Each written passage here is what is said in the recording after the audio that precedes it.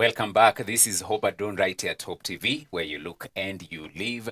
We are into the second hour, and that means that we officially begin the segment Relationship Resonance. And Yes.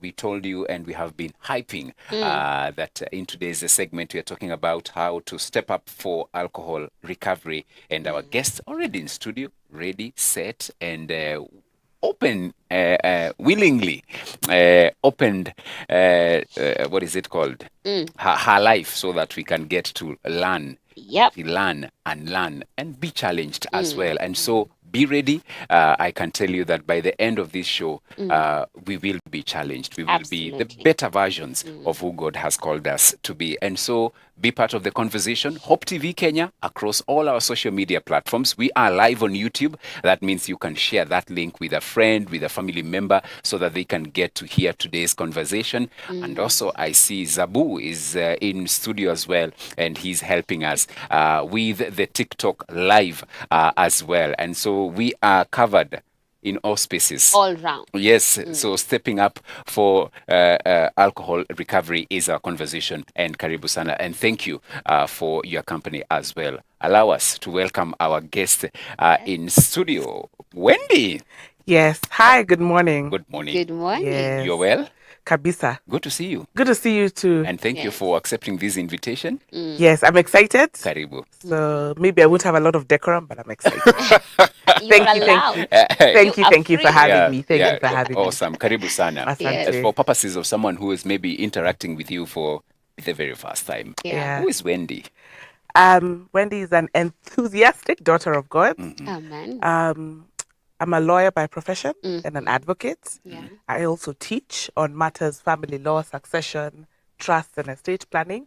But more than that, I have the humble honor of leading a ministry called Celebrate Recovery, where I'm a ministry leader at my local church, which is Ridgeways Baptist. I also serve as the country director for Celebrate Recovery. Yeah. So that's a little about me. That's amazing. And how did we get here? You want the full version?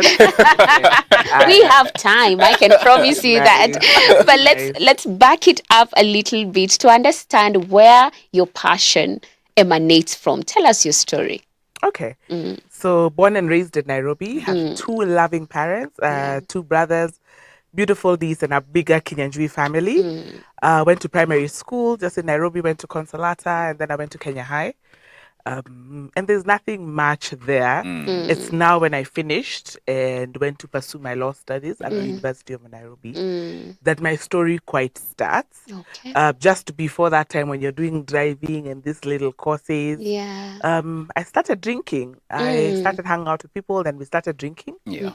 I like to say that in the family that I grew up in, alcohol was not frowned upon, so people in the larger family drank.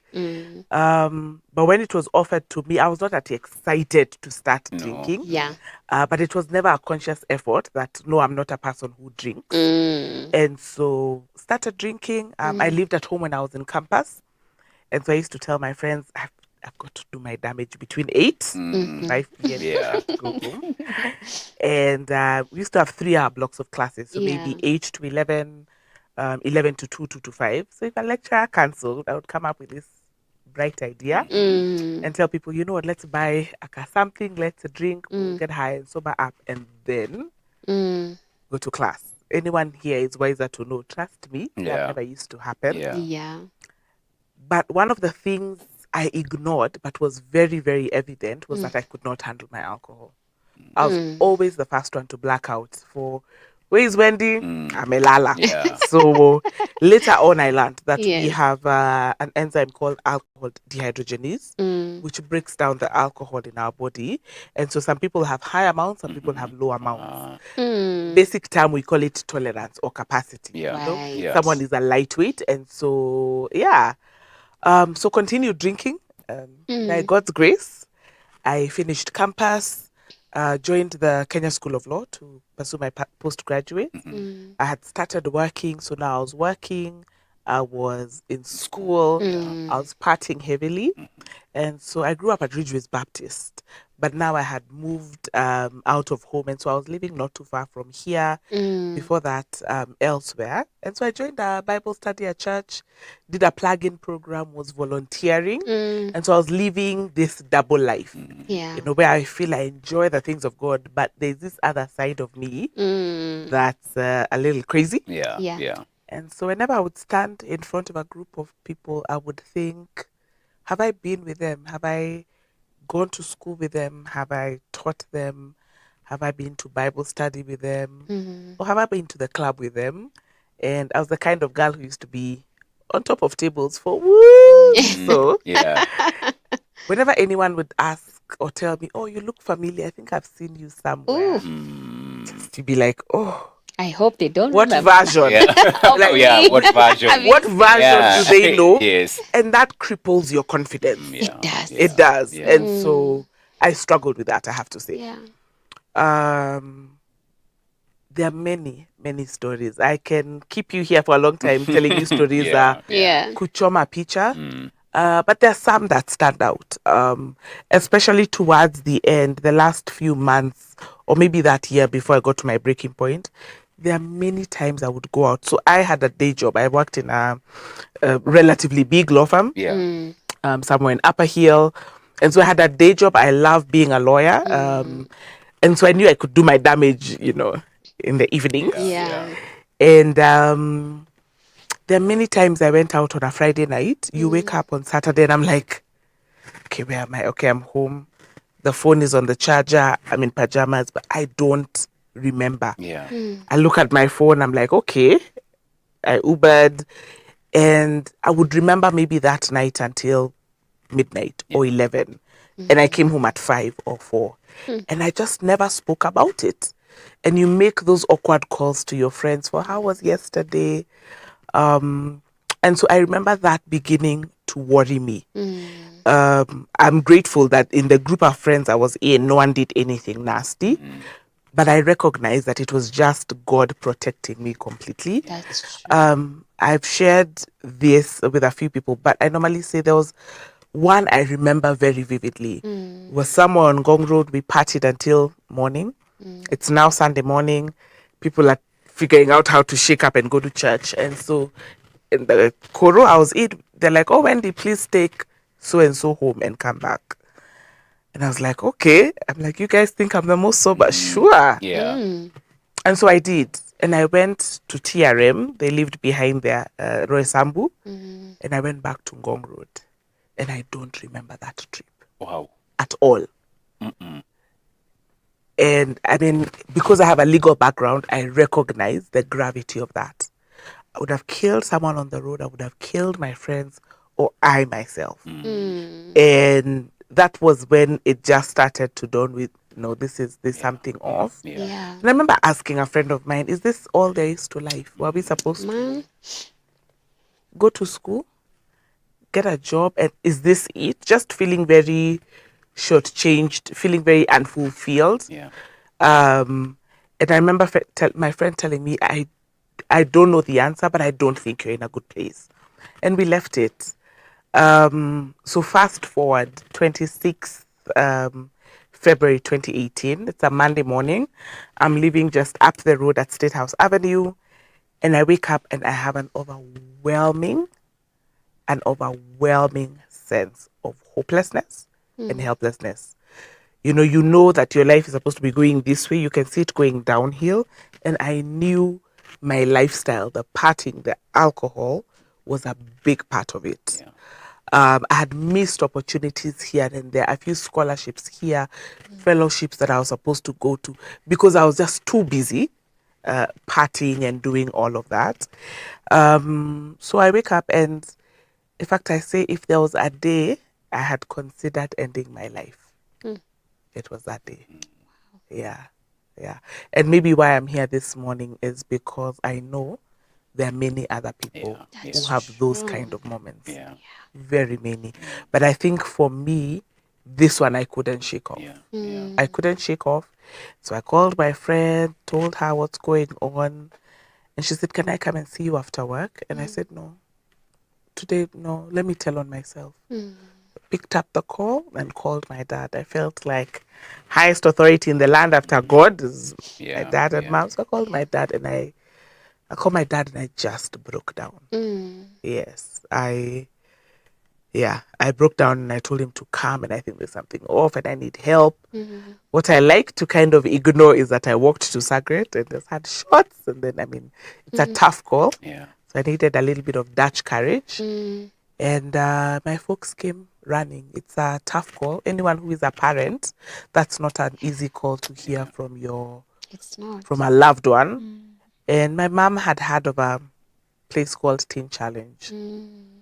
And so she asked me, Wagare, would you go somewhere? Would you see someone? Would you? And I said, yes. When? Today.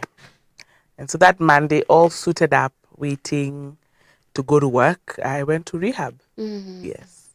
I went to Teen Challenge and did the year, because it was a year's program. And I was never comfortable doing the year. It's tough to think that as an adult, I went in at 26, that I'm going to get out of society. Pombe imenishinda. Yeah. Mimi. And I'm a ninja. Yeah. But I remember that feeling so well. And Yeah. I thought, if it takes a year to get out, whatever, you know, the way you're just broken. Like I had tried life my way Yeah. for so long. It had backfired. I was tired. And so I did do the year. I did the year. Went to Teen Challenge. It's a faith-based rehabilitation center. And after that, the plan was never to share my story. Yeah. But when God does a good thing, you Yeah. can't quite keep quiet about it. And so I started sharing one to another, and people resonated with my story. Yeah. And so one day our church were doing the names of God, and our pastor is just about to do the God of recompense, so God of restoration. And I say, oh, I'd like to share my story. And he says, you're sure? And so maybe a little backstory. I had always told people when I was at the rehab, you know, you go for all these missions and you're telling people about do not drink and do not take alcohol and all of that. And I used to tell people, we can go everywhere, but I cannot go to Ridgeways Baptist because that's my home church.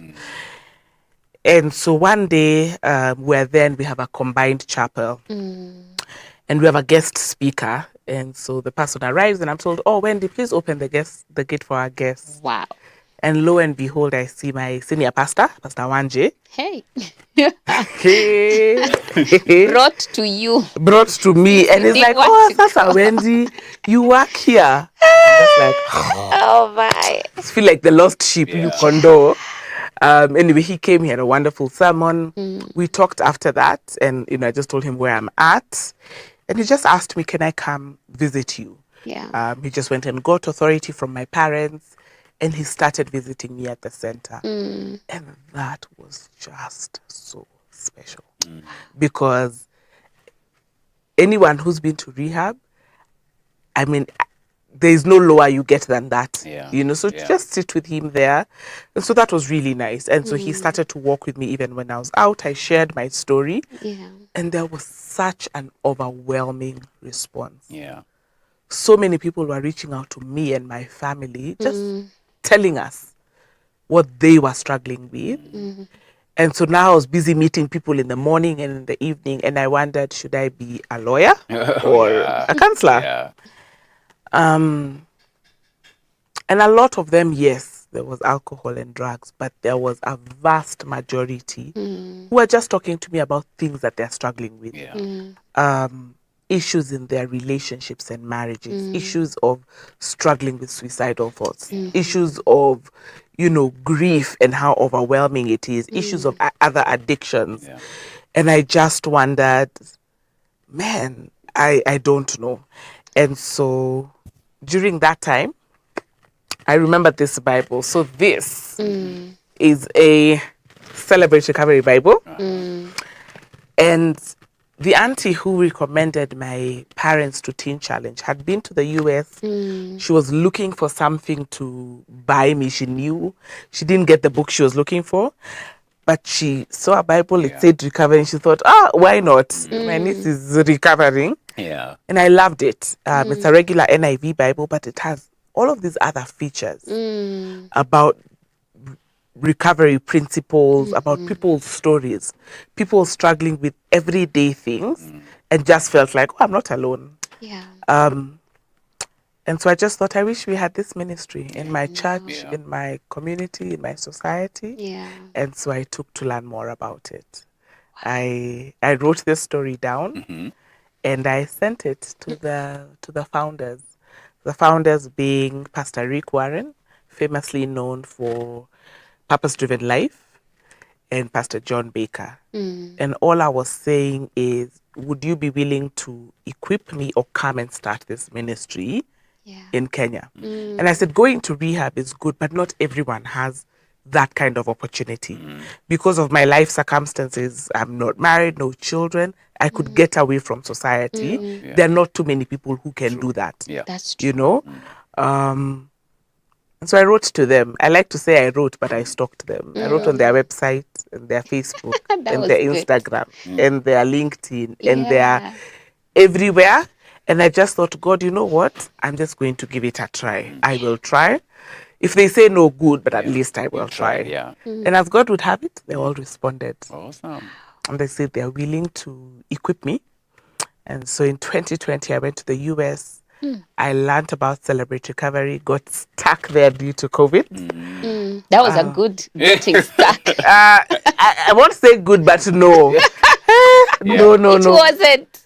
The Being whole in year, I went in US. January and I came back towards the end of the year. Yeah. Oh, you missed your country. Yes, and people were, Yeah. I think it was a tough season. It was. And you're there. I mean, Yeah. I did live with a relative. Oh, he was wonderful. Him and his family were very, very gracious. But it's still tough. It was, but it was nice. It was a catch 22. Yeah. And so I came back, and now I had this task ahead of me, which felt very big. Now I know about this program, Yeah. but what am I going to do?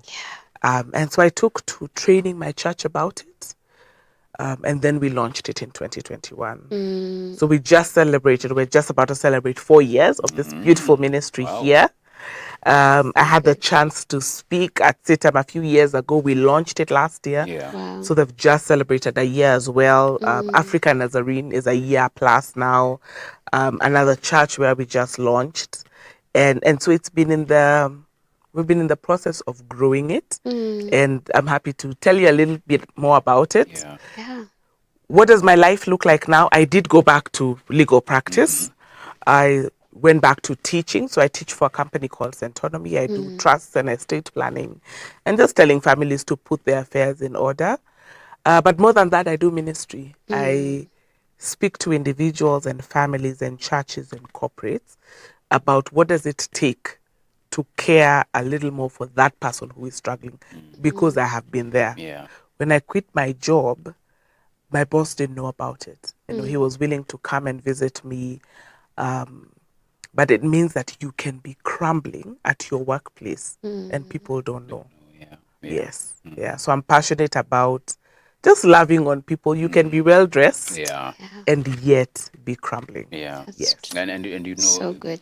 we were mentioning as we were introducing this conversation, and we are saying it's like every family has a story when it comes to alcohol. Someone could be a parent, could be a son, a daughter, niece, nephew. Every family in Kenya, and especially now, Yes. we're discussing the move that Nakada had declared yesterday, and of course there was lots of hue and cry and all. Yeah. But looking at the effects of what alcohol Yeah. and the abuse of the same has inflicted on families. It's You terrible. can't, we have siblings who are stuck there. I have even friends, for me, I know of people, friends that they were in rehab. I don't know how you can also now even mention that. But then again, when they came out of the rehab, I have like 2 or 3, but then they went back. So it's straight back. They went straight back. Yeah. Some were even, I remember one was sharing, and it was, me actually ran away. Yeah, so as you're saying, it's not easy. It's not an easy journey. It's not. How can they, maybe before we even come back to this, how can they bounce back?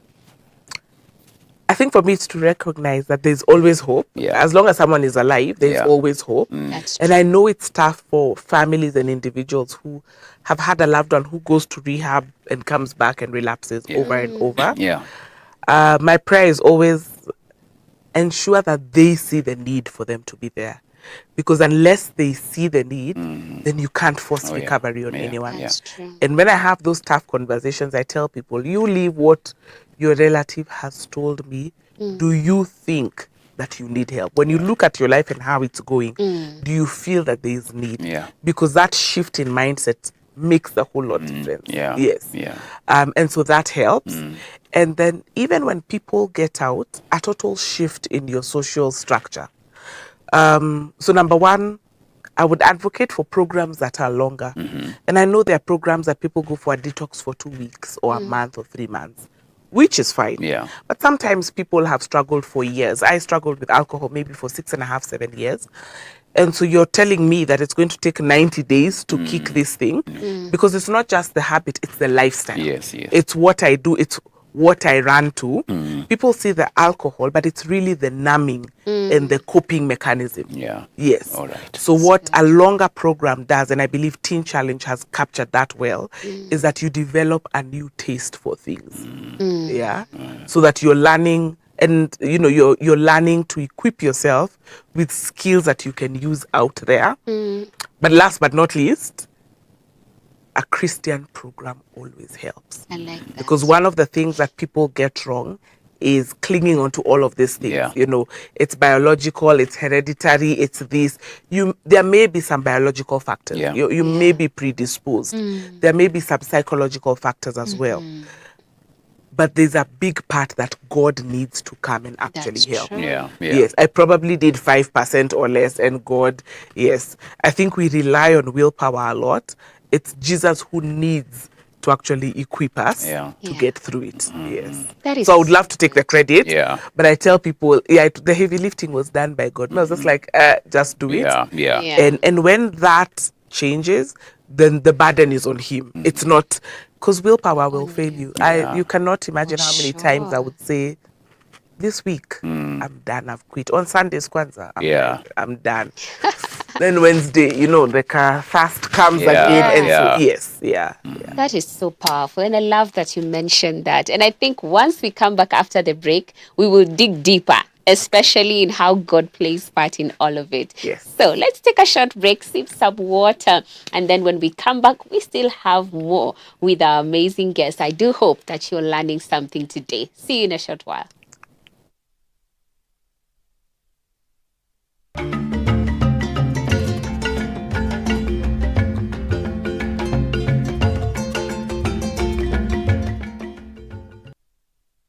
Hope TV is where you look and live, with an excellent selection of the best Christian programming consisting of local and international content of inspirational stories, talk shows, Bible commentary, youth, health shows, children entertainment, contemporary gospel music, extended times of worship, live broadcast, news, movies, drama, Christian ministry programs, and so much more. Hope TV is another quality service from Christ is the Answer Ministries, with over 45% of authentic and credible local content every week. Hope TV is a sister station to Hope FM, Kenya's leading Christian radio station, with footprints across the country. Tune in to Hope TV, where you look and live.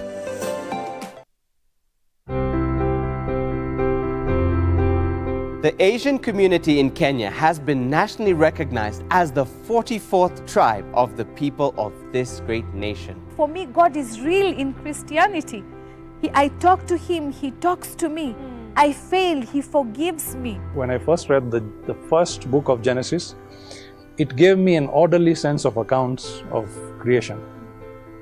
Day 1 is what He does. Day 2, He creates this. Day 3. Every third Thursday of the month, we bring you Asia Testify, where we will be listening to life-transforming stories of Asian believers who have walked with the Lord. Only here on Hope TV. Look and live.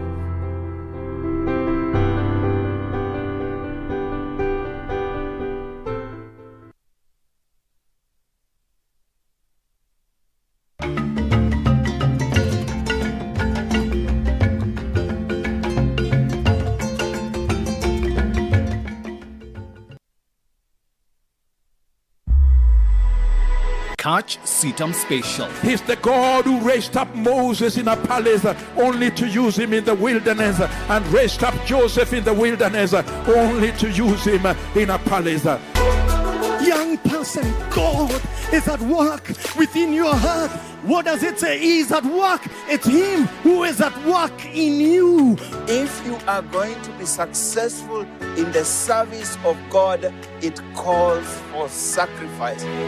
We get to appraise what God is doing, and by His invitation, partner with Him. Come on, keep moving. He's inspiring you to challenge that which seems impossible. What He would require of us is to declare, send me Lord, regardless of our background. Only on Hope TV.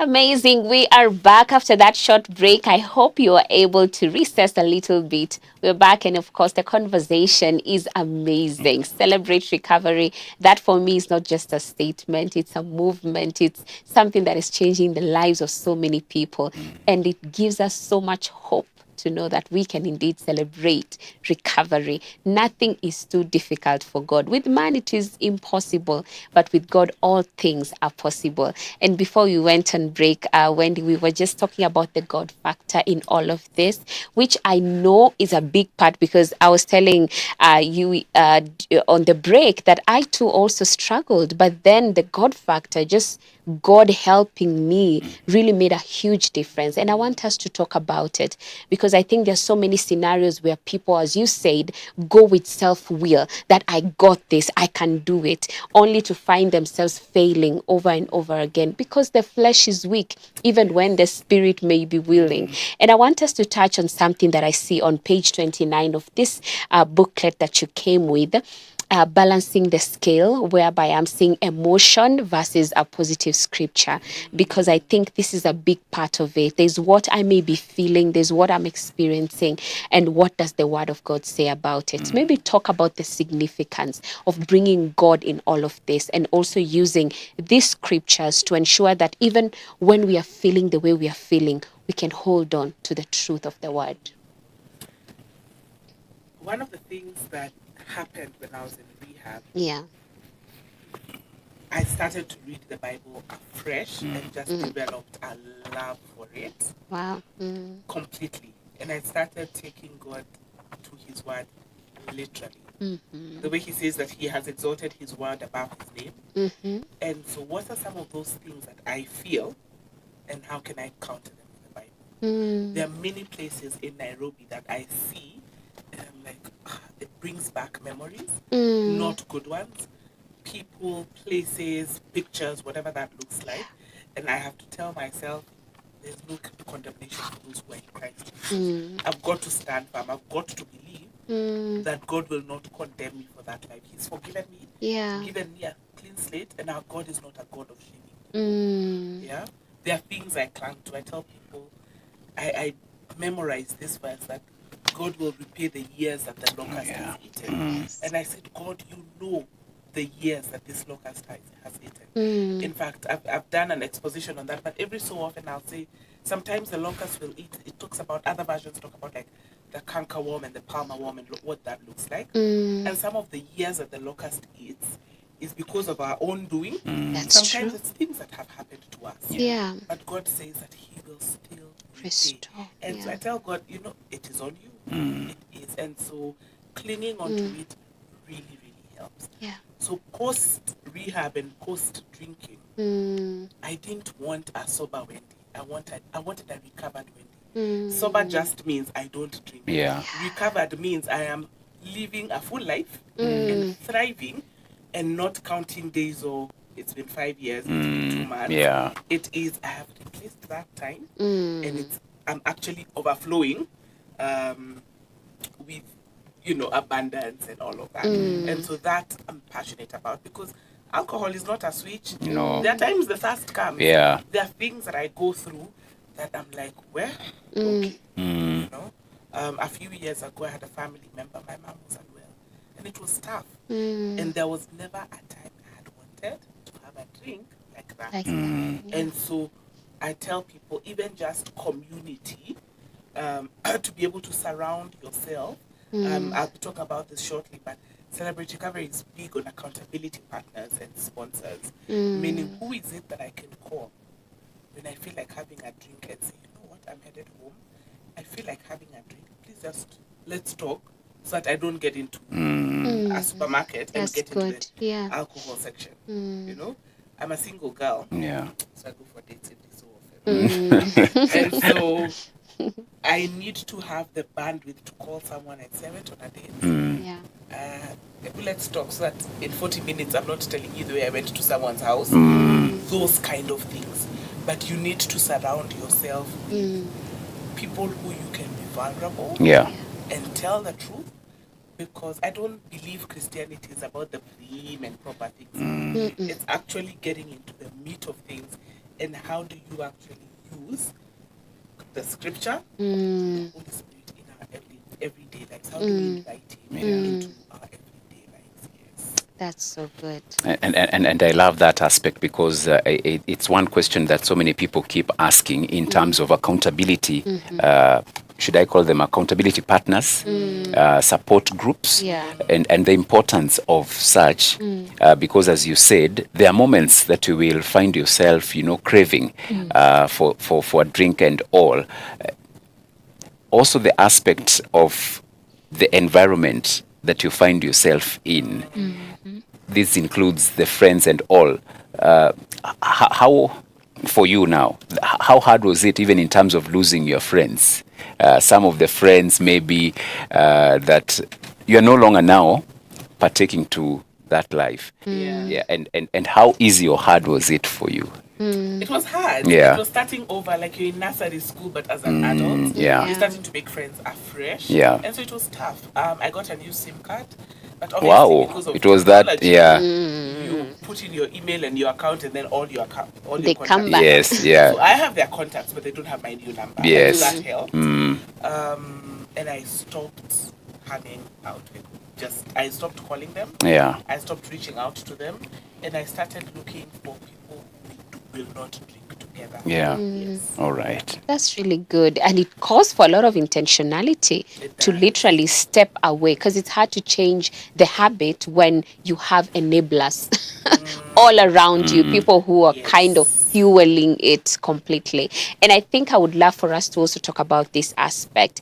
The only reason why you sought for help is when you realized that it was a problem, that it was something that, you know what, I am not okay with this. But then we have so many people living in denial. It's almost like even when people tell them, they're like, no, me, I got this.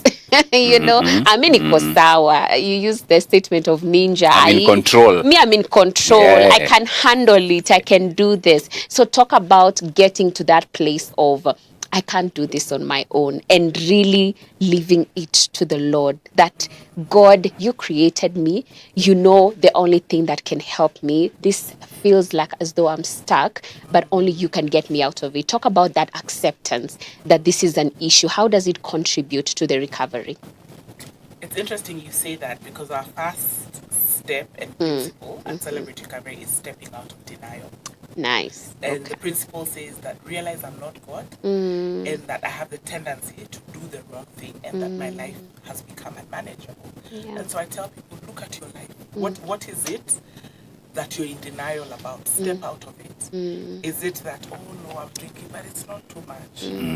It is a lot. So that's stepping out, but it's a hard decision, and it's the biggest decision I ever did. Was actually to know and to accept I have a problem. That a lot of people don't accept to themselves, let alone to others. Yes. And that's, I almost say, it's a come to Jesus moment. No one can push you. We can try, but you've got to come there to that point by yourself. That's really good. If you can mention, before now we come now to the recovery and all, and I again refer to that Nakada statement yesterday, in as far as one, the age which now someone buying alcohol is allowed from 18 to 21. They were saying they needed now to take that from 18 to 21, and also accessibility of these drinks in the supermarket section, in estates, in residential places, institutions of learning and all. It also plays a role because it starts, these things, they start as harmless. They are very harmless as from the beginning, and so you are like, nothing will happen and all. Maybe Wendy, you can help us talk to maybe even parents, guardians, in as far as exposing.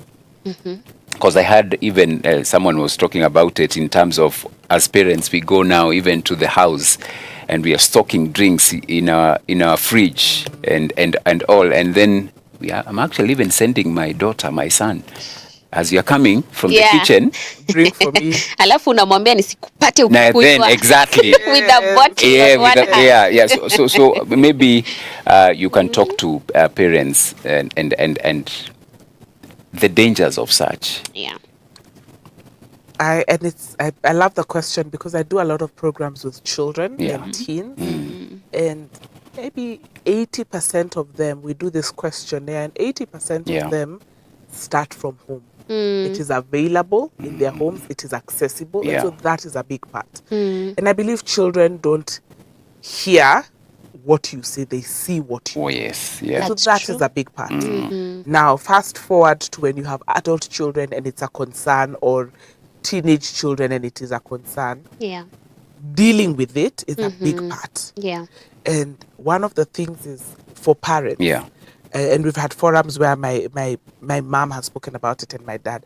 There's also a bit of shame on their end. That's true. Feeling like I don't want to address it because it looks like I failed in some capacity. I think the call to parents is, you did not fail. You may have contributed in some capacity, but there is help. When we hide, and you said something very important, that every family, I say every other family, but you put it well, every family has someone who struggles. That's true. Yet they're the black sheep. We don't talk about it. Let's not address it because there is help. Yes. Let's talk about that elephant in the room. Yes.